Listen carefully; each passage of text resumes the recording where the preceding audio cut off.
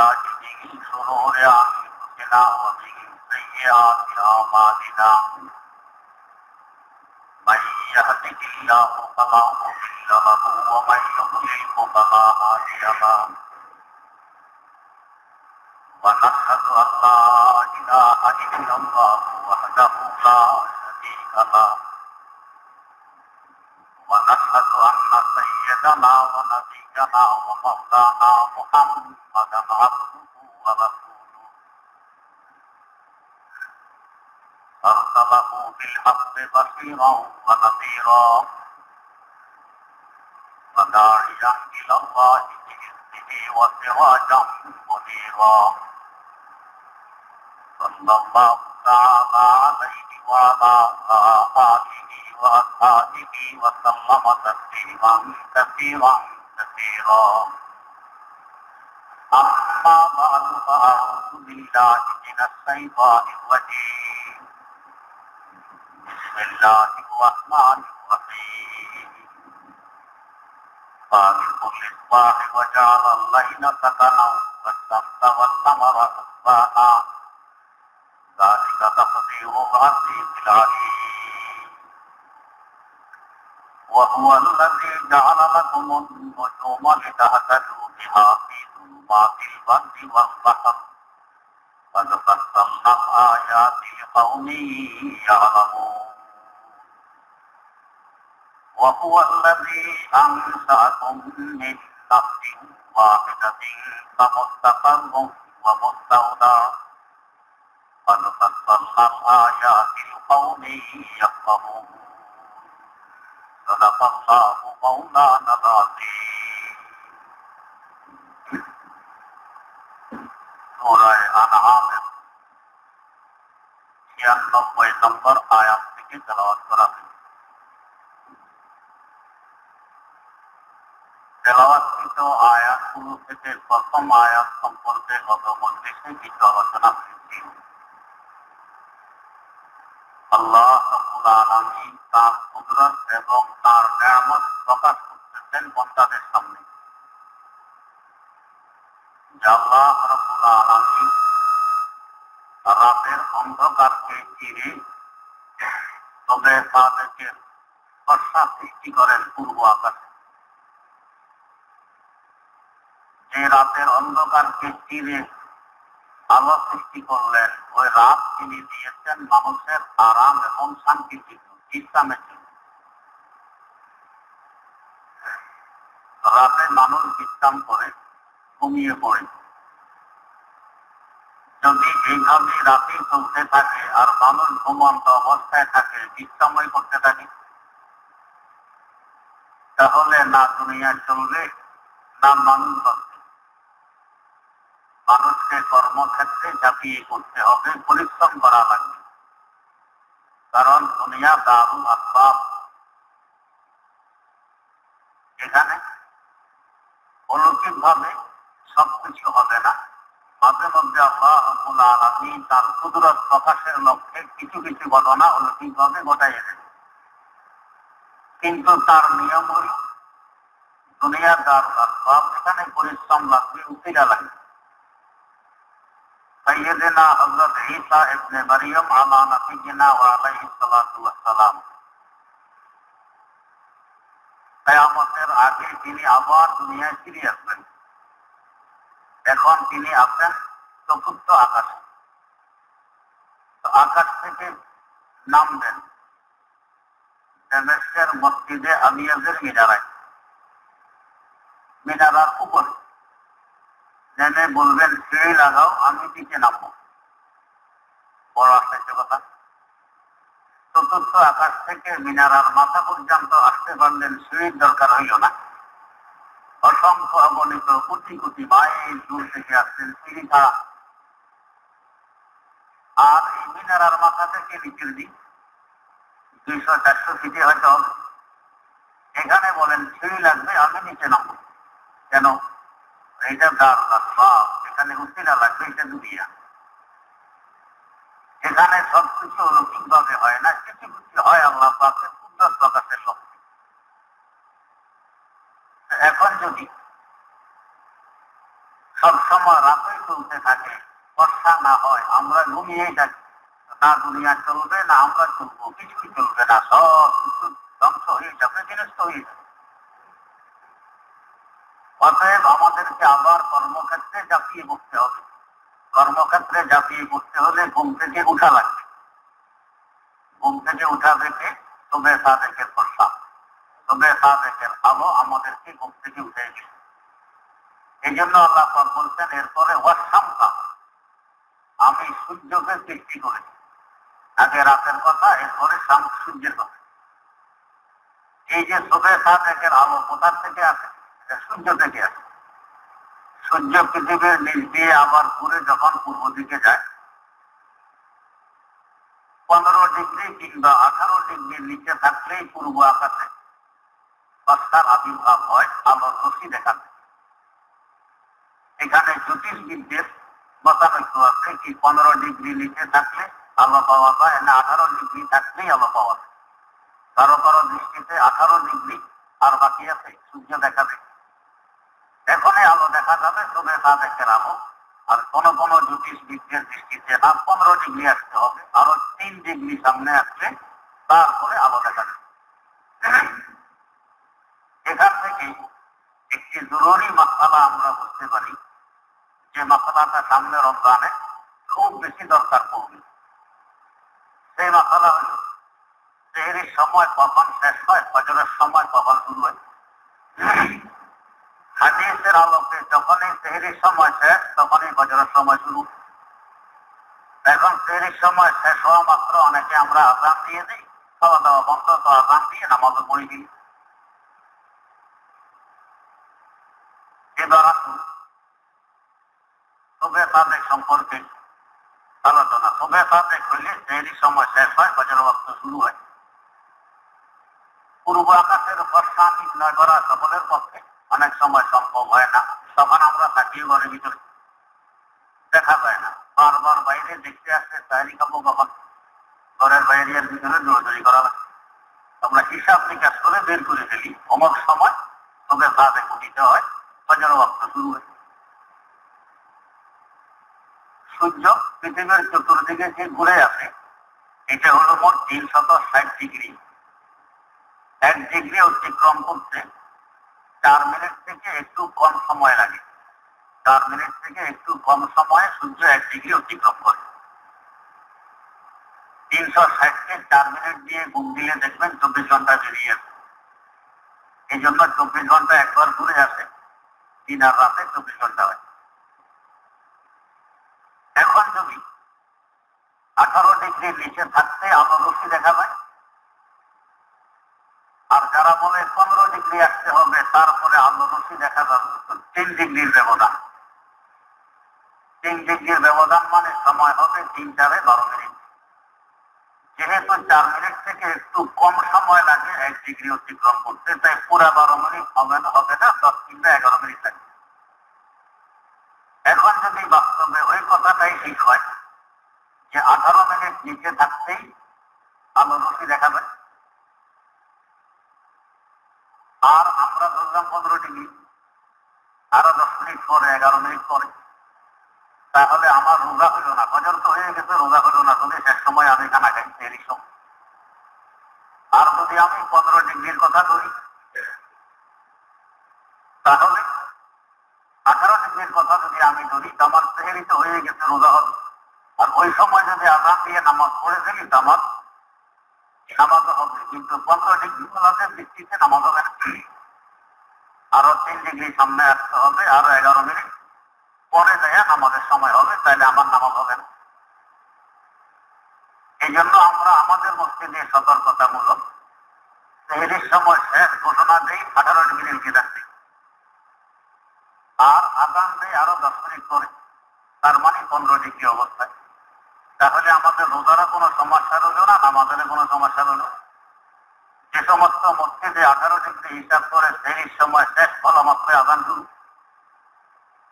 রোজা তো হয়ে গেছে। কিন্তু যদি বাস্তবে সুবে সাদেক এখন উদিত হয়নি, 15 ডিগ্রিতে উদিত হবে, তাহলে আরো 10-11 মিনিট সময় বাকি আছে, ফজরের ওয়াক্ত হয়েছে। এ সময় ফজর পড়লে আমার ফজর হইল না। তাই সতর্কতামূলক সেহরির সময় শেষ হবে, সেই সময় এর 10-11 মিনিট পরে যায় ফজরের আযান দিয়ে, তো তাহলে আমার ফজরও ঠিক হইল, আমার রোজাও ঠিক হইল। যাই হোক, এটা তো একটু সূক্ষ্ম কথা। আল্লাহ রাব্বুল আলামিন বলছেন, ওয়াশামসা, আমি সূর্য সৃষ্টি করেছি যাতে আস্তে আস্তে ফর্সা হয়, তোমরা কর্মক্ষেত্রে ঝাঁপিয়ে পড়তে পারো, তোমাদের অলসতা দূর হয়। আর সূর্য উদিত হওয়ার সময় বিশাল এনার্জি নিয়ে উদিত হয়।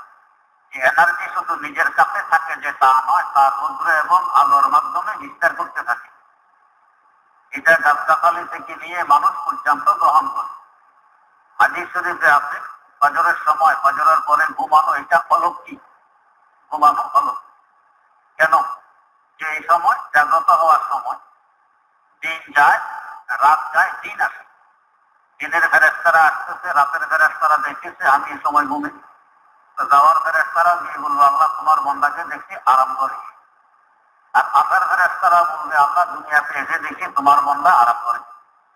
আর এই সময় যদি আমরা ঘুমিয়ে না থাকি, ফজর পড়ি, এরপরে তেলাওয়াত করি, জিকির আজকার করি, দুরূদ শরীফ পড়ি, তারপরে ইফতার করি, এরপরে কর্মক্ষেত্রে ঝাঁপিয়ে পড়ি, তো যাওয়ার ফেরেশতারাও যাওয়ার সময় দেখলো আমি নামাজে, আসার ফেরেশতারাও এসে দেখলো আমি নামাজে এসেছি। উভয় দল সাক্ষী দেবে যে আল্লাহ তোমার বান্দাকে যাওয়ার সময় দেখতেছি নামাজগত অবস্থায় রেখে আছে। আর আসার ফেরেশতারা বলবো, আল্লাহ এসে দেখতেছি তোমার বান্দা ইবাদত করতেছে, নামাজ পড়তেছে। বড় সৌভাগ্যের ব্যাপার। যাই হোক, এই সূর্য বড় একটি শক্তি নিয়ে উদিত হয়, এটা মানুষও গ্রহণ করে। আর এই সময় যদি আমি ঘরের ভিতরে ঘুমাই, ওই শক্তি থেকে মাহরুম আর বঞ্চিত হয়ে গেছি। তাই যারা ভোরে ভোরে উঠে সকালবেলা ঘুমায় না, এদের স্বাস্থ্য ওদের তুলনায় ভালো থাকে। যারা ভোরে ভোরে ওঠে না, সকালবেলায় ঘুমায়, দেখবেন এই সমস্যা। কিন্তু এখন আল্লাহ পাক আরেক দিক দিয়ে সকালবেলা দেখায় রাখছে, কি যাদের ডায়াবেটিস হয়, হাঁটো, ঘরে যে থাকবে এটা না, ঘুমাইবে, যত ঘরের কথা, ঘরও থাকতে পারবে না, বাইরে যাও, হাঁটো হাঁটো 2 মাইল। হাদিসের কথা তো শুনি নাই, এখন নিজের স্বাস্থ্য ঠিক রাখার জন্য হাঁটছে। এই হাঁটায় ওই হাঁটায় বহু ব্যবধান। যদি আমি হাদিসের উপরে আমল করার লক্ষ্যে না ঘুমাইতাম তো সওয়াব পাইতাম। আর এখনো ঘুমাই না, হাঁটতেছি, কিন্তু এটা সওয়াব নাই, নিজের স্বাস্থ্য ঠিক রাখার জন্য হাঁটছে। আল্লাহ রাব্বুল আলামিন বলেন, সূর্যকে সৃষ্টি করছে রাতের পর, সূর্য আসবে তোমাদের কাছে একটি এনার্জি নিয়ে, শক্তি নিয়ে। তোমরা এই শক্তি সূর্য থেকে আহরণ করতে পারবে এবং কর্মক্ষেত্রে নেশাতের সাথে, মুক্তির সাথে ঝাঁপিয়ে পড়তে পারবে। এর পাশাপাশি আল্লাহ রাব্বুল আলামিন সূর্য কি দিয়ে সৃষ্টি করেছেন? উদাহরণ, গ্যাসের মতো এক জাতীয় বস্তু, এমন ভাবে সূর্য যে পরিধি আমাদের এই পুরায় আর তথা পৃথিবী, এর থেকে 13 লক্ষ গুণ বড় হলো সূর্য। এই বিশাল এরিয়া নিয়ে, যেন যারা নদীতে গেছেন, নদীতে কোন কোন জায়গা হঠাৎ করে গভীর থাকে, এখানে পানি ঘুরপাক খায়, নিচের দিকে যায়, আবার উপরে ওঠে। কুচামারা বলে অনেকে, কুচামারা। ওই আব্দুল্লাহপুর আছে, মামা রোডে গেলে আব্দুল্লাহপুর কুচামারা, এখানে গেলে দেখবেন পানি কেমন করে। ঠিক সূর্যের ভিতরে গ্যাস জাতীয় করছে, এরকম ঘুরতেছে, ঘুরতেছে, কিন্তু সূর্যের পরিধির বাইরে যায় না। আল্লাহ কে নিয়ন্ত্রণ করতেছে? আল্লাহ রাব্বুল আলামিন। এইভাবে গ্যাসের মতো মারাত্মকতম বস্তু এটা, যেভাবে কুচা মারার মধ্যে পানি উলট পালট খায়, এভাবে উলট পালট খেতেছে মারাত্মক আকারে, কিন্তু সূর্যের এরিয়ার বাইরে যায়। বাইরে গেলে আমরা বাঁচতাম না। আল্লাহ রাব্বুল আলামিন নিয়ন্ত্রণ করে রেখে দিয়েছেন। এটা তো দেখতে গ্যাসের মতো, তার থেকে আলো আসতেছে, তার থেকে তাপ আসতেছে, তার থেকে এনার্জি আসতেছে, তার থেকে ফল পাকার আসরার প্রভাব আসতেছে, আরো কত রকমের গুণ আল্লাহ পাক এর ভিতরে রেখে দিয়েছেন। আল্লাহ ভালো না। সারা দুনিয়ার বিজ্ঞানী আর জ্যোতির্বিদেরা মিলে যদি যে এই সূর্য একটা বানাই, অসম্ভব, পারবে না। আল্লাহ রাব্বুল আলামিন তার নিয়ামত প্রকাশ করতেছেন, দেখো এই নিয়ামতটি আমি দিয়েছি তোমাদের।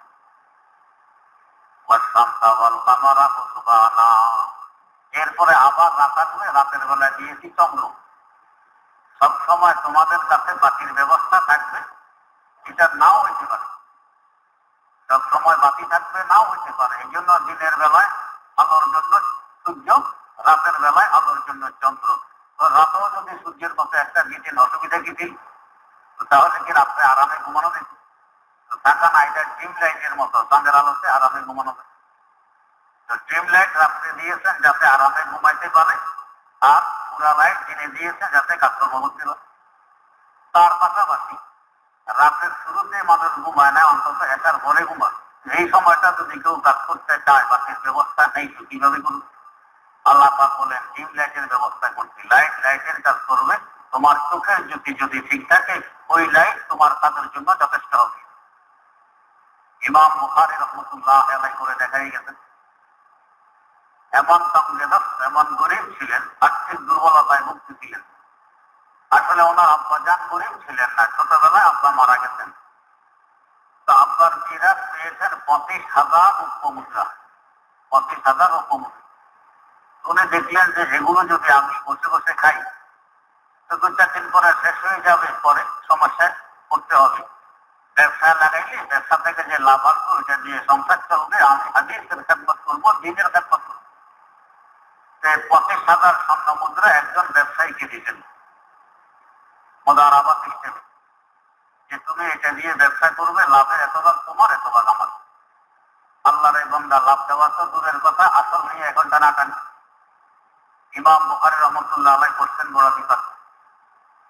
কত লোকজন বললো যে দেখো এই শহরের হাকিম, শহর পরিচালনার দায়িত্ব যা, উনি তোমার খুব ভক্ত, ওনাকে বললেই তার থেকে তোমার পয়সা উসুল করে দিবি। উনি বলেন যে পয়সার জন্য একজন দুনিয়াদারের কাছে ছোট হবো, এটা আমার দ্বারাই হবে না। গেলেন না। শেষমেশ ওই লোকের সাথে চুক্তি হয়েছে যে তুমি আমাকে মাসে 10 টাকা করে দিয়ে দিবে, আসল টাকা, লাভ দরকার নেই, মাসে 10 টাকা দিবে। 25,000 রৌপ্য মুদ্রা দিবে, মাসে 10 মুদ্রা, 10 টাকা মাসে। এটাও সে দেয়নি, যার কারণে বড় সমস্যা করছে। মাঝে মধ্যে আল্লাহর পক্ষ থেকে আসতো, এরপরও যে কোরবানি পেশ করতেন ওনার জীবনী পড়লে আশ্চর্য হইতে হয়। একবার সাগর পথে সফর করতেছেন হাদিস অর্জনের লক্ষ্যে, ওনার সাথে 1,000 স্বর্ণ মুদ্রা। এক লোক খুব ওনার কাছে গনাইতেছে, একবারে ইজ্জত কদর শ্রদ্ধা ভক্তি খুব দেখাইছে। তো দুজনের কথাবার্তা হইতে হইতে এক সময় উনি বলে দিচ্ছেন যে আমার কাছে 10,000 স্বর্ণ মুদ্রা। এই লোকের হয়ে গেছে এখন লোভ, এই স্বর্ণ মুদ্রা সে হক করবে, সে নিয়ে যাবে, যেভাবে হোক কৌশলে সে নিয়ে যাবে, তাকে লোভে ধরছে। এরকম লোভে মানুষকে ধ্বংস করে দেয়। সাইয়্যিদানা হযরত ঈসা আলা নবিয়িনা ওয়া আলাইহিস সালাতু ওয়াস সালাম সফরে যাইতেছেন। এক লোক এসে কয়, হুজুর আমারও যদি একটু সাথে নিতেন। কি কাম? তো কাম, আপনি নবী মানুষ, সফর থেকে অনেক কিছু শিখবো, হেদায়েত পাবো। ঠিক আছে চলো। অনেক সময় অনেকে আসল কথা কয় না, আরেকটা কয়। হযরত মাওলানা মুস্তাফা মুসাইনি সাহেব ওয়াজ করেন, সফর করেন সারা দেশে। তো অনেক লোক বলে, হুজুর আমাকে সাথে নিয়ে যান। কেন? কয় ওয়াজ করতে শুনবে জন্য, আসলে এটা উদ্দেশ্য নয়। একদিন এক লোক কয়, হুজুর আমার সাথে নিয়ে যান। কয় কেন? ভালো খানা দিন। পরিষ্কার আসল কথা, অন্তরের কথা বলে দিয়ে, হুজুর আপনাদেরকে মানুষ ভালো ভালো খাওয়ায়, মাহফিলে ভালো খানার জন্য আমি গরিব মানুষ, মাছ বস্তু খেতে পারি না, আপনার সাথে গেলে ভালো খানা খাওয়া যাবে, এই জন্য সাথে যেতে চাই। হ্যাঁ তুমি সলিড কথা বলছো, চলো তোমাকে নিয়ে যাবো। 2-4 দিন খাইছে, 5 বছর। তাই এখন উনি যেরকম শাক তালাশ করে, সবজি তালাশ করে, কেউ এখন শাক সবজি তালাশ শুরু করছে। কি ব্যাপার, গোস্ত মাছ খাওয়ার জন্য আসতো, ভালো খাওয়ার জন্য, এখন সবজি তালাশ করো, হুজুর আসতো খাওয়া যায় না, কত খাও। হযরত ঈসা আলাইহিস সালামের সাথে ওই লোক যাবে, কেন? হেদায়েত পাবো, আপনার নবী মানুষ, অনেক কিছু শিখবে এই জন্য। তো চলো দেখেছে। হযরত ঈসা আলাইহিস সালামের ব্যাগের মধ্যে 2টি রুটি। ঈসা আলাইহিস সালাম ব্যাগ তার হাতে নিয়ে নদীর ঘাটে গেছেন ওযু করতে। এই ফাঁকে রুটি দুটা খাইয়াছেন। কে? যে হেদায়েতের জন্য গেছে। তো গেছিল হেদায়েতের জন্য, খায় রুটি। এই হেদায়েতের মকসুদ। ঈসা আলাইহিস সালাম ওযু করে আসছেন, সফর তো উঠেছেন। কিছু দূর যায় যখন ক্লান্তি আসছে, পেটে ক্ষুধা লাগছে, তো বসছেন। বসে তো আমার গাছটি দাও দিদি। গাছটি খুলে দেখে রুটি নেই। সে ভাই কি ব্যাপার, 2 রুটি ছিল, গাছটির ভিতরে রুটি গেল কই?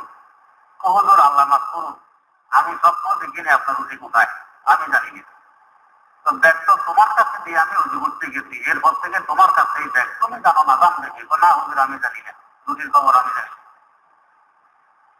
আল্লাহর বান্দা, মুসলমান মানুষ মিথ্যা কথা বলবে, এটা তো বিশ্বাস করাও কঠিন। মুসলমান আবার মিথ্যা বলে কেন?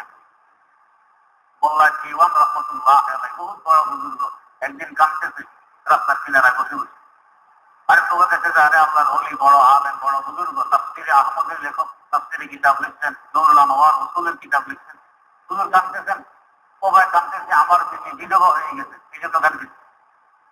আপনার বিবি বিধবা হয়ে গেছে, আপনি কাঁদতেছেন, বড় আশ্চর্য কথা। ও কেন আশ্চর্য কথা? এই মাত্র আমাকে একজন বলে গেছে আমার বিবি বিধবা হয়ে গেছে। ও তো আপনি থাকতে আপনার বিবি বিধবা হয় কেমন কথা? ও ও এটাও তো কথা। ও তাহলে ভেজে বলবো মুসলমান তো মিথ্যা কথা কি বলতে? মুসলমান মিথ্যা কথা বলতে পারে না এই বিশ্বাসে কাঁদতেছে স্ত্রী বিধবা হয়ে গেছে। তো ঈসা আলাইহিস সালাম তো ঠিক আছে, রুটির খবর হয়ে জানা না আচ্ছা থাকে চলছেন তো চলছেন। একখানে মাঠে গিয়ে বাড়ি কতগুলো স্তূপ দিতেন, তার 3টা স্তূপ বড় বড় স্তূপ দিয়ে বলতেছেন ও বালির স্তূপ আল্লাহর হুকুমে স্বর্ণ হয়ে যান। তো পয়গম্বরের কথা আল্লাহ পাক কবুল করছেন, 3 স্তূপ বড় বড় স্তূপ স্বর্ণ হয়ে গেছে। এখন ঈসা আলাইহিস সালাম বলেন দেখ এই স্বর্ণ এক ভাগ আমার, আর এক ভাগ তোর, আর আরেক ভাগ থেকে যে আমার রুটি খাইছে হে।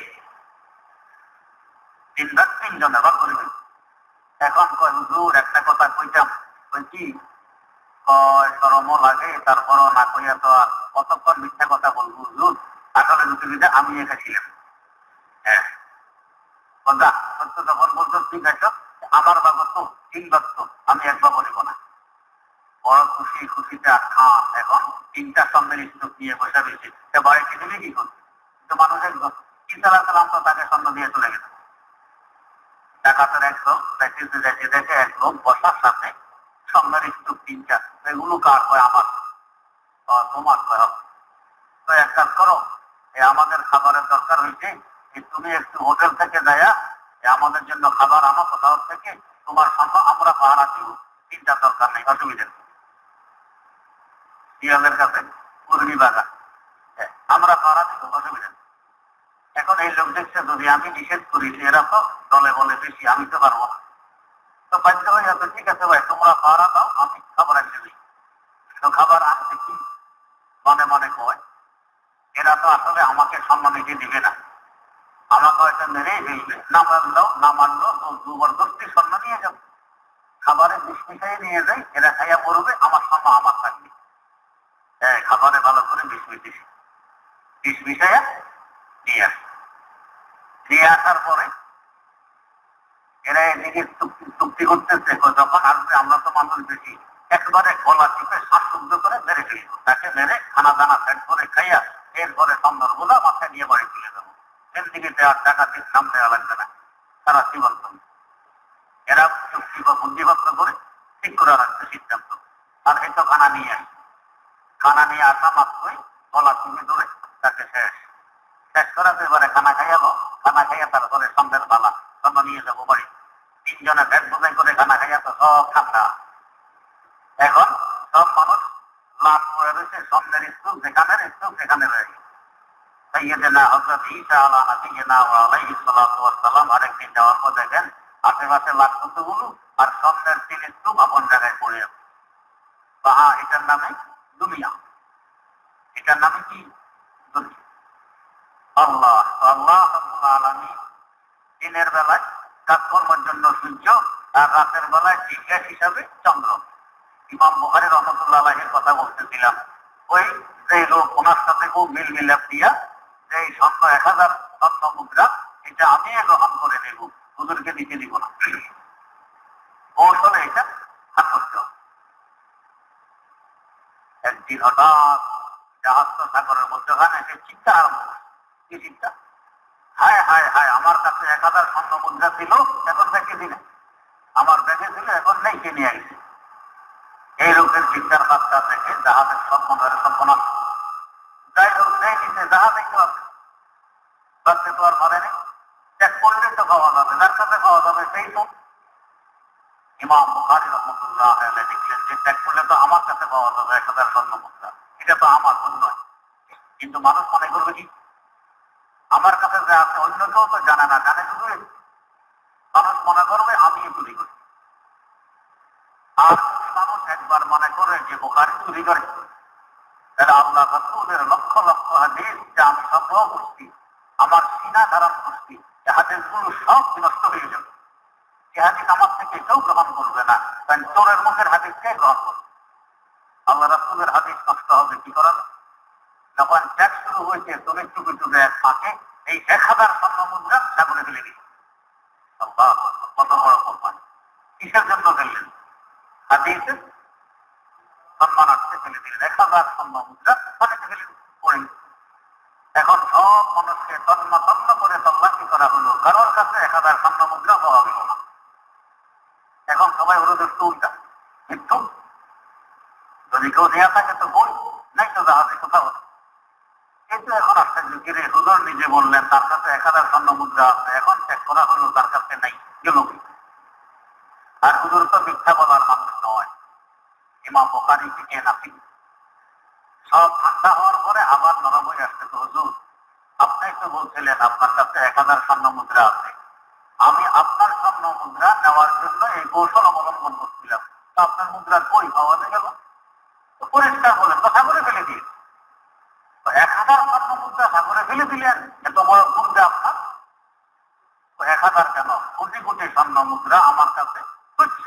আল্লাহ নবীর হাদিসের নবীর হাদিসের সম্মান আসছে, হাদিস যাতে নষ্ট না হয়, হাদিসকে রক্ষা করার লক্ষ্যে আমি 1000 স্বর্ণ মুদ্রার উপরে কোরবানি করেছিলাম, সাগরে ফেলে। ওই ইমাম বুখারী রাহমাতুল্লাহ আলাইহি নুরি তেলের ব্যবস্থা নেই যে বাতি জ্বালাইয়ে লেখাপড়া করবেন, তখন তার কিতাব লেখার সময় মদিনায় মুনাওয়ারা। আর তারিখুল কাবীর, যাদের মাধ্যমে আমরা হাদিস পেয়েছি, তাদের জীবনের উপর একটি কিতাব লিখে গেছেন 9 ভলিউমে, 9 ভলিউম। এই কিতাব লিখছেন মসজিদে নববীর কোনায় বাইরে বসে বসে চাঁদের আলো। আল্লাহ আল্লাহ রাব্বুল আলামিন বলতেছেন, ওয়াস-শামসা ওয়াল-কামারা হুসবানা, আমি চন্দ্র দিয়েছি রাতের বেলায় বাতির ব্যবস্থা না থাকলেও যাতে তোমরা চলতে পারো। আর তোমাদের চোখের চোখে যদি ঠিক থাকে এই আলোয় যথেষ্ট হবে তোমাদের লেখাপড়ার জন্য পর্যন্ত। এরকম আরো বহু দৃষ্টান্ত আর নজির আছে। আল্লাহ বান্দারা চাঁদের আলোতে বসে বসে লেখাপড়া করতেন, হাদিস পড়তেন, হাদিস লিখতেন। বাতির ব্যবস্থা নেই, চাঁদের আলোতে বসে। দিনের বেলায় আলোর জন্য সূর্য, রাতের বেলায় আলোর জন্য চন্দ্র। আবার আলোটা মিষ্টি আলো, মৃদু আলো, যাতে ঘুমাইতেও সমস্যা না হয়, কাজকর মুহূর্তেও সমস্যা না হয়। এর পাশাপাশি আরেকটি গুরুত্বপূর্ণ কাজ, একই মাকসুদ থেকে কত কাজ আল্লাহ পাক নেওয়ার ব্যবস্থা করতেছেন। ওয়াস-শামসা ওয়াল-কামারা হুসবানা, চন্দ্র এবং সূর্য দিয়ে তোমরা হিসাব করবা। মাসের হিসাব, বছরের হিসাব, দিনের হিসাব, ঘন্টার হিসাব। সূর্যের হিসাব একটু কঠিন, চাঁদের হিসাব একটু সোজা।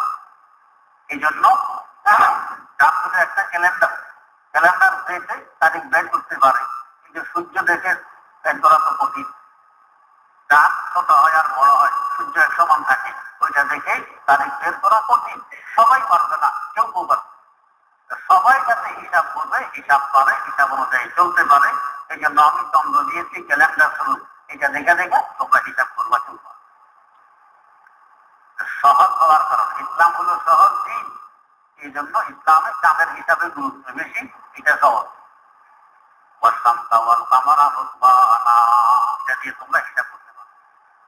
চন্দ্র মাসে সূর্য মাসে একটু ব্যবধান, চন্দ্র বছর সূর্য বছরে একটু ব্যবধান। সূর্য বছর তো 365 ডিগ্রি, তাও 24 ঘন্টায় বলি একদিন হয়, কয়েক সেকেন্ড ব্যস্তম থাকে। এটা ব্যস্তম হইতে হইতে সূর্য হিসাবে 500 বছর পর একদিনের ব্যস্তম হয়ে যায়। ওই একদিন কোন তারিখে আসে না, এই তারিখ এটা নাই। এটা গত 11 বছর আগে গেল একটা তারিখ, এই তারিখটা কোনো তারিখে আসে নাই। এর আগে 500 বছর আগে একবার গেছে, আর গত 10-11 বছর আগে একবার গেল, তারিখ নেই। ওই দিন যে জন্ম নিয়েছে তার জন্ম তারিখ নেই, মারা গেলে মৃত্যু তারিখ নেই। কারণ এটাকে তারিখ ধরতে গেলে সময় ঠিক থাকবে না, এই জন্য 500 বছর পরে একদিন বাকিতে হয়। কিন্তু চন্দ্রমাসে কোনো বার্তা নেই, তো ঘুরতেই থাকবে, এ মিল দেওয়ার দরকার নেই, এটা গুরু বললে লাভ নেই। অনেক সময় ইহুদি খ্রিস্টানেরা প্রশ্ন করে, তো তোমাদের রোজা নিয়ে, ঈদ নিয়ে কত রকমের কাড়াকাড়ি, কত রকমের মতানৈক্য, কেউ বলে ঈদ হবে, কেউ বলে হবে না, কেউ একদিন আগে, কেউ একদিন পরে। তোমরা যদি ঠিক করা না সবাই বসে যে প্রত্যেক বছর জানুয়ারি মাসে রোজা রাখবে, বাস, আর কোনো কাড়াকাড়ি নেই, জানুয়ারি 1 তারিখ রোজা রাখবে, তাহলে সমস্যা কি হইতো না, এটা তোমরা কি বুঝছো, আমাদের আল্লাহ বুঝেন। যদি প্রত্যেক বছর জানুয়ারি মাসে রোজা হইত, জানুয়ারি মাস সবসময় এক মৌসুমে আসে, জানুয়ারি মাস সবসময় একই মৌসুমে আসে। অন্যান্য মৌসুম গুলো রমজানের ফজিলতার বরকত থেকে মাহরুম এবং বঞ্চিত হয়ে যেত। আল্লাহ রাব্বুল আলামিন চাঁদের হিসাবে রমজান দিলেন, এটা ঘুরতে আছে। তো বছরের সব মৌসুম কোনো না কোনো সময় রমজানের বরকত পাবে, রমজানের ফজিলত পাবে, সব মৌসুম পাবে। 36 বছর পর আবার ঠিক আজকে যে দিন যে মুহূর্তে রোজা শুরু হয়েছে, 36 বছর পর আবার এই দিন এই মুহূর্তে রোজা শুরু। এই 36 বছর যে ঘুরতেছে, প্রত্যেকটি মুহূর্ত, প্রত্যেকটি দিন, প্রত্যেকটি রাত রমজানের ফজিলত থেকে, কোন মাস, কোন সময়, কোন মৌসুম রমজানের ফজিলত থেকে বঞ্চিত রয়নি। এই জন্য তাদের গুরুত্ব বেশি। এটা হিসাব করে চললে সব ফজিলত সকলে পাবে।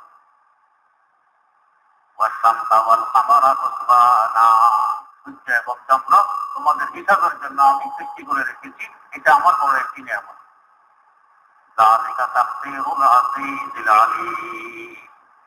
এটা হইল বড় জ্ঞানী, বড় শক্তিশালী, চন্দ্রময় আল্লাহ রাব্বুল আলামিনের পরিকল্পনা। তার পরিকল্পনা এত সূক্ষ্ম হয়, তার পরিকল্পনা সূর্য আর চন্দ্রকে হিসাবের জন্য রেখেছি, চন্দ্রকে আলোর জন্য রেখেছি, আবার ঘুমানোর জন্য রেখেছি, সূর্যকে আলোর জন্য রেখেছি, কাজকর্মের জন্য রেখেছি, এনার্জির জন্য রেখেছি, তোমাদের ফল পাকড়া ফসলাদি পাকার জন্য রেখেছি। এই সূর্য তোমাদেরকে আলো দিকে, তাপ দিকে, গরম দিকে, সব কিছু, এগুলো সব হলো আজিজুল আলীম, যিনি বড় শক্তিশালী, যিনি বড় জ্ঞানী, তার পরিকল্পনা। আল্লাহ রাব্বুল আলামিন এইভাবে তার নিয়ামতগুলো আমাদের সামনে তুলে ধরে ধরে আমাদেরকে উদ্বুদ্ধ করতে চান, বান্দা আমার বন্দেগী করো, আমার ইবাদত করো, আমার কাছে চাও, তাহলে তোমার চিন্তা ফিকির সব আমার হবে, তোমার হবে না। দুনিয়া এবং আখিরাত তোমার সুখময় হবে, দুঃখময় হবে। আল্লাহ রাব্বুল আলামিন বুঝে বুঝে আমাদেরকে আমল করার তৌফিক দান করুন।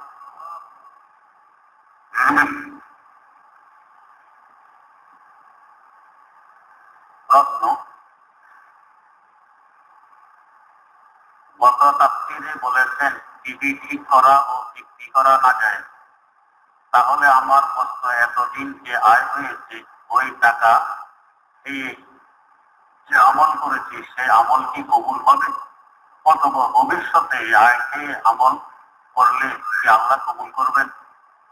না যায় কাজের মাধ্যমে যে উপার্জন হয় সে উপার্জনও না যায় হয়, এটা ঠিক করা মাকরুহে তাহারিমি, এই হিসাবে উপার্জনও মাকরুহে তাহারিমি।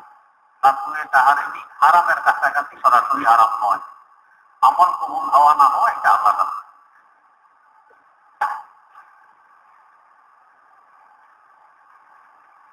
প্রশ্ন, কোন কবর ইট দিয়ে বাধাই করা বা কবরের উপর ঘাস লাগানো কি যায়, দয়া করে জানাবো। চতুর্দিক দিয়ে বাধাই করা যায়, উপরে ঘাস লাগানো যায়। প্রশ্ন, মৃত মা বাবার কোন ছবি বাধাই করে ঘরে রাখা যাবে কিনা? না রাখা চাইতে কোনো লাভ নেই, বরং ক্ষতি। প্রশ্ন, হাদিস কোরআনের জ্ঞান থাকা কোন ব্যক্তি যদি পাঞ্জাবি বা টুপি না পরে, পক্ষান্তরে কোন মূর্খ ব্যক্তি যদি হাদিস কোরআন সম্পর্কে জ্ঞান রাখে না, পাঞ্জাবি টুপি পরে, তাহলে কোন ব্যক্তি উত্তম? বা এটা আল্লাহ ভালো জানেন। প্রশ্ন, ছাত্রদের জন্য কি 5 ওয়াক্ত নামাজ ও লেখাপড়া ছাড়া অন্য কোনো ইবাদত করা কোনটা বেশি জরুরি? লেখাপড়া বেশি জরুরি নকল ইবাদতের তুলনায়। প্রশ্ন, চাকরির সাথে কি পর্দা করা ফরজ? কি পর্দা করা ফরজ? প্রশ্ন, সুলতান আহমদ নানুপুরি হুজুরের পীর সাহেব কে ছিলেন? পটিয়া মাদ্রাসার প্রতিষ্ঠাতা হযরত মুফতি আজিজুল হক রহমাতুল্লাহ আলাইহি ছিলেন। প্রশ্ন, হযরত শাইখুল হাদিস দামাত বারাকাতুহুমের প্রধান খলিফা কে? তার কয়েকজন খলিফার নাম জানতে চাই। শাইখুল হাদিস বলতে হযরত মাওলানা জাকারিয়া রহমাতুল্লাহ আলাইহি বুঝায়। তার খলিফা অনেক আছে, আমাদের বাংলাদেশে কেউ নেই। আব্দুল হাফিজ মুফতি সাহেব আছেন একজন, মাঝে মাঝে বাংলাদেশে আসেন, সৌদি আরবে থাকেন। মুফতি মাহমুদ সাহেব ফতোয়া মাহমুদিয়ার লেখক, উনি ওনার খলিফা ছিলেন। প্রশ্ন, মুমিনের ঘাম কি সব সময় চিকন মোটা হয় না শুধু মৃত্যুর সময়? মৃত্যুর সময় চিকন হয়, সব সময় চিকন হইতে পারে, মোটা হইতে পারে। প্রশ্ন, কিছু কিছু মহিলারা নামাজের নিয়ম কানুন সূরা কেরাত এবং দোয়া কিছুই পারে না, তাদেরকে শেখানোর উদ্দেশ্যে 5 ওয়াক্ত ও তারাবির নামাজ একজন হাফেজ মহিলা দ্বারা দলবদ্ধভাবে নামাজ পড়া যাবে কিনা? কিনা যাবে না। শেখানো এটা একটা বাহানা। যার প্রশ্নে ভালো কথা মনে করাই দিচ্ছেন। অন্যান্য বছরের তুলনায় আমাদের এখানেও রমজান মাসে মহিলাদের কোরআন শিক্ষা জরুরি মাসালা মাসায় শিক্ষার ব্যবস্থা থাকবে, যেখানে মহিলারা তাফসীর শুনতে আসেন। এখানে ইনশাআল্লাহ জোহরের আগে আগেই হয়তো সকাল 9টা-10টায় শুরু হবে, 11টা-12টায় শেষ হয়ে যাবে। অন্যান্য বছরের নেই, এবছরে ইনশাআল্লাহ ব্যবস্থা থাকবে। আপনারা যারা উপস্থিত আছেন তারা তো আসুন, যারা নেই তাদের কাছে সংবাদ পৌঁছে দিয়ে নিয়ে আসার চেষ্টা করবেন। কোরআন শরীফ সহি শুদ্ধভাবে পড়া ফরজ, ভুল পড়লে তো গুনাহ হয়। এই জন্য সহি শুদ্ধভাবে পড়া করছে। মাসালা মাসায় জানা ফরজ, নামাজ সুন্নত এগুলোর মাসালা জানা ফরজ, পাক নাফাকির মাসালা জানা ফরজ, স্বামীর খেদমত কিভাবে করবে না করবে এগুলো জানা ফরজ। এগুলো এখানে শেখানো হয় ফরজ আদায়ের লক্ষ্যে। ফরজের গুরুত্ব অপরিসীম। এই জন্য আমরা বেশি বেশি আসার চেষ্টা করি। আল্লাহ রাব্বুল আলামিন সবাইকে তৌফিক দান করুন। প্রশ্ন, মিথ্যা কথা অথবা মিথ্যা তথ্য দিয়ে মুসলমানদেরকে ইসলামের দিকে দাওয়াত দেওয়া কি জায়েজ? কিনা জায়েজ নেই, একেবারে হারাম। প্রশ্ন, যদি আমি কারো কাছে বলি ইনশাআল্লাহ আগামীকাল আসবো, কিন্তু পরের দিন দেখা গেল মনের ভিতর চেষ্টা থাকা সত্ত্বেও কোনো একটি ওযরের কারণে আসতে পারলাম না, তাহলে কি গুনাহ হবে? কিনা হবে না। প্রশ্ন, এমনি ভাবে কারো কাছে বললাম এর পরের দিনগুলো থেকে ইনশাআল্লাহ আসবো, অন্তরে আসার নিয়ত আছে, কিন্তু মনে মনে বুঝলাম কোনো ওযর থাকলে তো আসতে পারবো না, অর্থাৎ আল্লাহ সহায় না থাকলে তো আসতে পারবো না, তাহলে এই ওয়াদা করা ঠিক আছে? দয়া করে জানাবেন। ওয়াদা করতে হলে এভাবেই করতে হবে যে আমার আসার পথে কোনো বাধা নেই। সাময়িক কোনো বাধা হয়ে গেলে দিতে হবে। আগে যদি এই দিকে ওয়াদা করতে ঠিক দেখি আসতে পারলে পারলাম, না পারলে নেই, এ ধরনের ওয়াদা করলে কিন্তু গুনাহ হবে। প্রশ্ন, আমি ওযু করার পর কয়েকবার কুলি করি, এটা আমার ব্যক্তিগত অভ্যাস, কিন্তু একজন মুরব্বী বলল এটা করা বেদাত। দয়া করে মাসালাটা বললে কৃতজ্ঞ থাকবো। ওযু করার পর কুলি করার কারণ কি? যদি এটাকে ওযুর অঙ্গ মনে করে করেন কিংবা সব মনে করে করেন তাহলে থেকে বেদাত হবে, এর থেকে বিরত থাকবেন। আর যদি কোনো কিছু মনে না করে এমনি করেন, সেটা অপচয় হয়, পানি নষ্ট হয়, দরকার কি? ওযুর সময়টা 3বার কুলি করতে নেই, এখন কুলি করার দরকার নেই। প্রশ্ন, ইদানিং ছয় মসজিদে দেখা যায় কিছু মুসল্লি বুকে হাত বাঁধে এবং আমি উচ্চস্বরে বলে, এটা হানাফি মাযহাবের অনুসারীরা বললে অসুবিধা আছে কিনা? কি অসুবিধা আছে? উত্তম হলো আমি হাসতে বলা, উত্তম হলো নাভের নিচে হাত বাঁধা।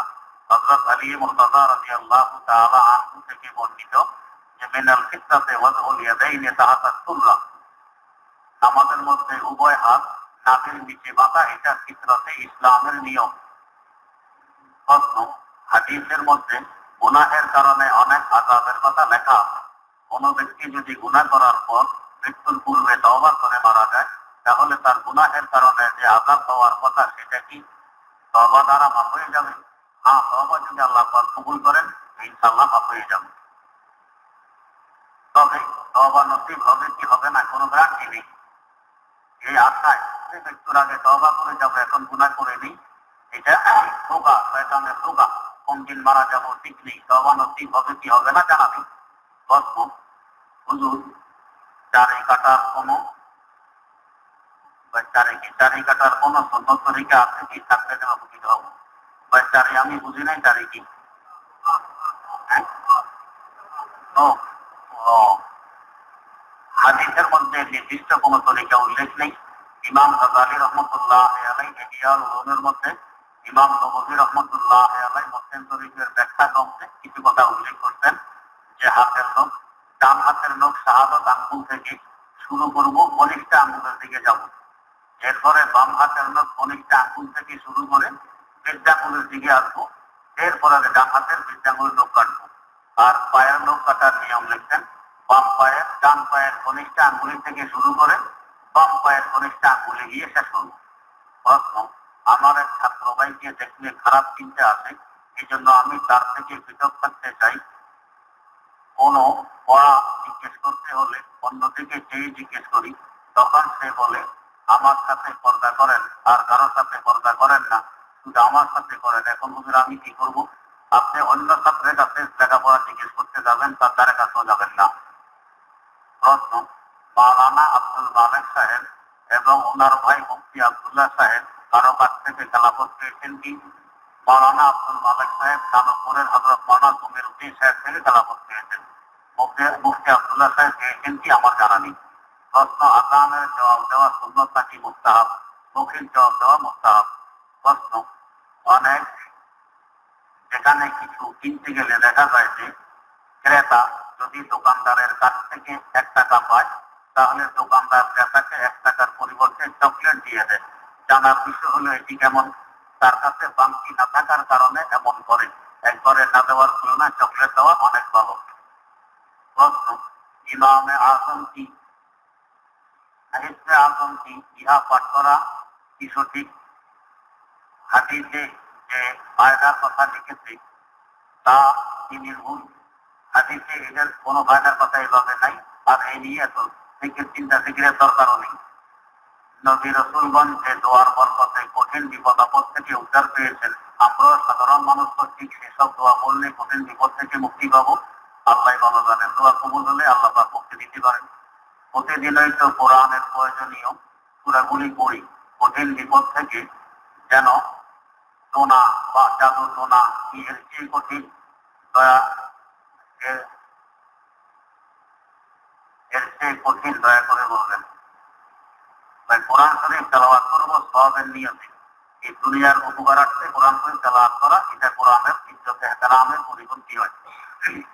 শুধু এই জন্যই বলবো সূরা কারাত তেলাওয়াত করে যাদের রোয়া থেকে বাঁচার জন্য, যদিও হাদিসে আছে জায়েজ আছে, কিন্তু পূর্ব তো সওয়াবের নিয়তে দুনিয়ার ফায়দা এমনি অটোমেটিক হয়ে যাবে।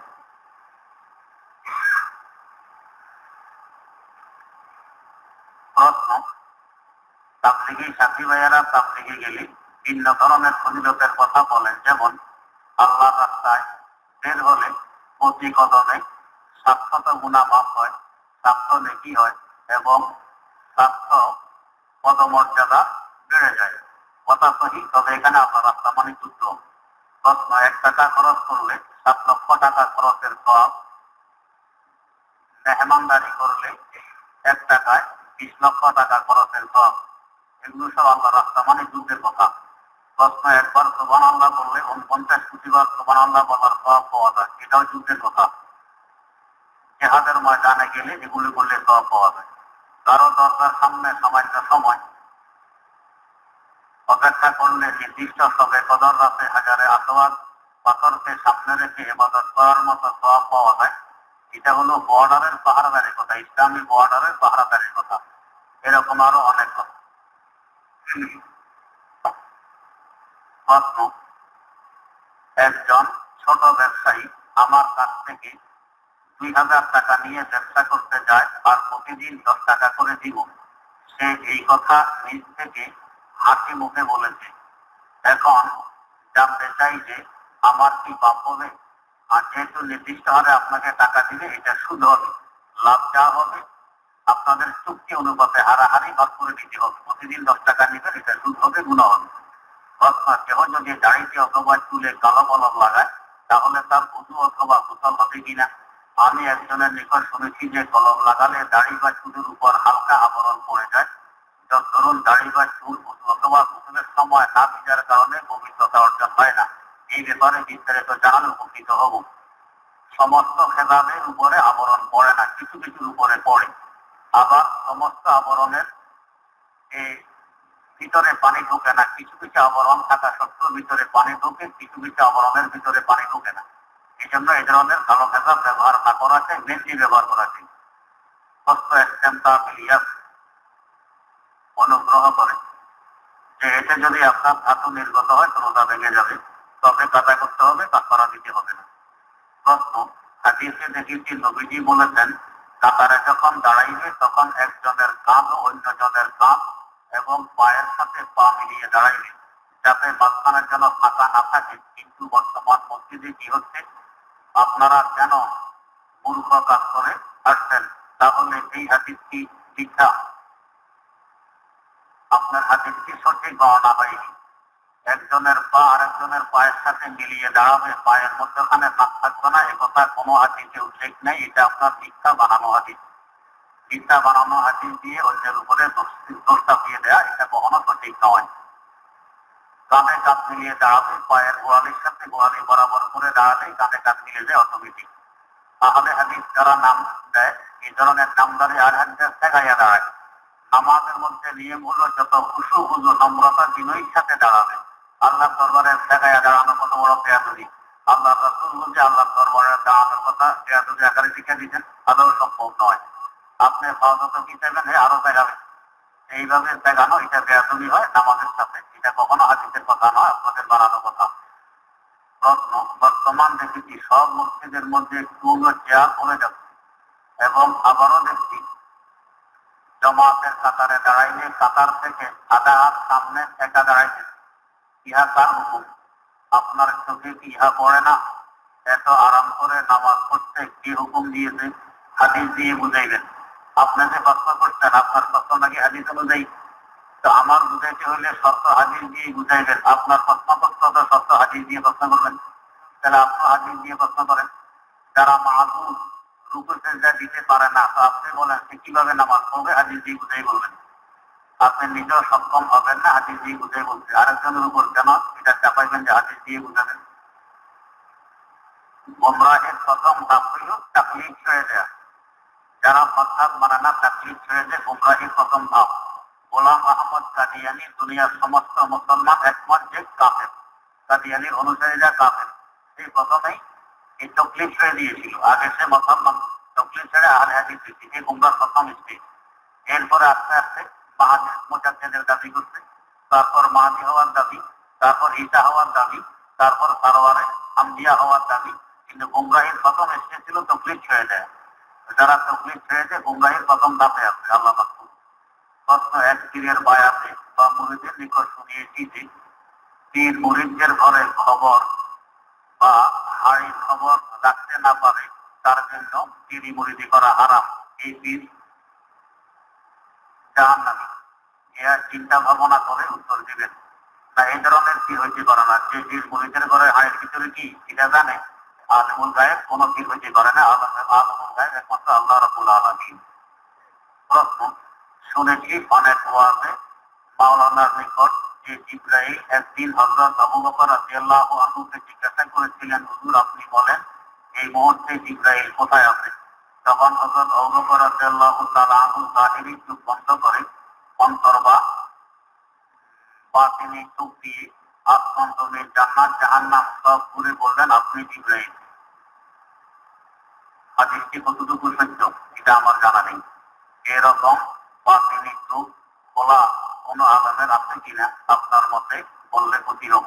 হ্যাঁ, অন্তরের চক্ষু ভিন্ন, অন্তরের চক্ষু আছে এটা মানতে হবে। আপনার অনেকে বলেন যে চৌকান্না থাকবেন, চৌকান্না থাকবেন। চৌকান্না মানে চার কান খাড়া করে রাখবেন।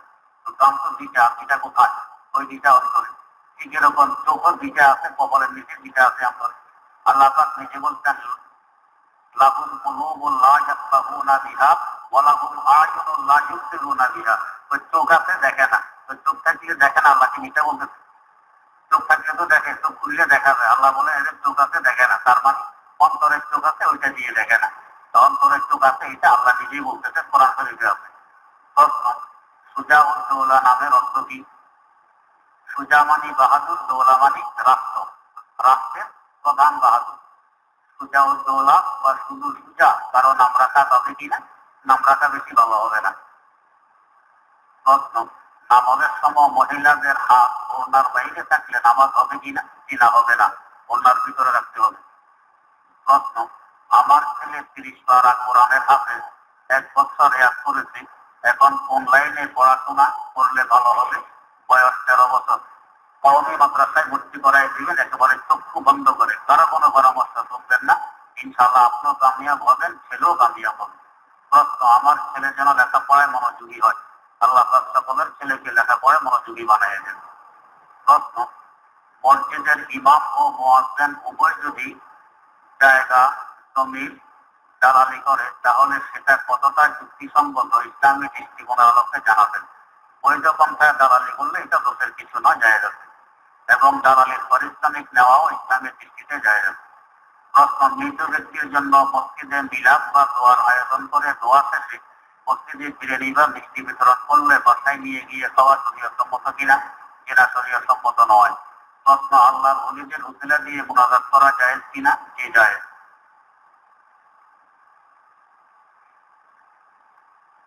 প্রশ্ন,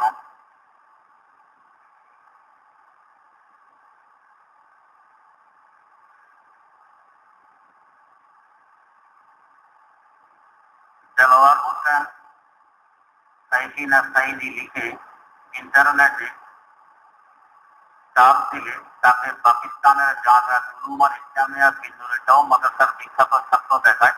তিনি কি বিন্দুরের টাউনে লেখাপড়া করেছেন? অন্য কোন দেলোয়ার হোসেন হবে? এই দেলোয়ার হোসেন সাইদি সাহেব এখন বন্দী আছেন, উনি পাকিস্তানে লেখাপড়া করেননি, উনি লেখাপড়া করতেন সরসিনা আলিয়া মাদ্রাসায়। প্রশ্ন, রমজানে অর্থনীতি বিষয়ক কোর্সের জন্য ব্যক্তিগত যোগ্যতা কি প্রয়োজন? কমপক্ষে শরহে বেকায়া পড়ে আসতে হবে, এর নিচে হইলে হবে না। আমি যেন দুনিয়াতে ইমানের সাথে থাকতে পারি, আল্লাহ কবুল করুন। প্রশ্ন, মসজিদুল আকবর কমপ্লেক্স কি সুন্নত মোতাবেক আযান দেওয়া হয়? সব সময় হয় না। প্রশ্ন, আমি কোনো এক মাদ্রাসায় পড়ি, আমার লেখাপড়ার খরচ যে চালান তা কামাই হারাম। এখন আমি কি এই হারাম টাকা দিয়ে লেখাপড়া করবো নাকি মাদ্রাসায় ফ্রি খাবো? আপনি ফ্রি খাবেন, হারাম টাকা দিয়ে পড়বেন না। প্রশ্ন, যে টুপি পরলে মাথার চাকরির সাথে লাগে না, সেই টুপি পরলে পুরোপুরি সুন্নত আদায় হয় না, এই কথাটা কি সত্য? মাথায় লেগে থাকা এটা আরেক সুন্নত, টুপি মাথায় দেওয়া এক সুন্নত। তো টুপি মাথায় দিলে মাথা দেওয়ার সুন্নত আদায় হবে, আর লেগে থাকলে লেগে থাকার সুন্নত আদায় হবে, না লাগলে ওইটা বাদ হবে। প্রশ্ন, উজু করার সময় যদি নখের ভিতরে পানি প্রবেশ না করে তাহলে উজু হবে কি? জিনা হবে না। এই জন্য নখ ছোট রাখার হুকুম। প্রশ্ন, সম্পূর্ণ কোরআন শরীফ কি এক রমজানে নাযিল হয়েছে? এই বিষয়ে বিস্তারিত জানালে খুশি হোক। জিনা 23 বছরে নাযিল হয়েছে, এক রমজানে হয়নি। প্রশ্ন, আমি কারো কটু কথা শুনতে পারি না, এর জন্য আমার কি করণীয়? শুনবেন না। প্রশ্ন, শুধু মোমেন নাম কি রাখা যায়? আব্দুল মোমেন রাখবেন। প্রশ্ন,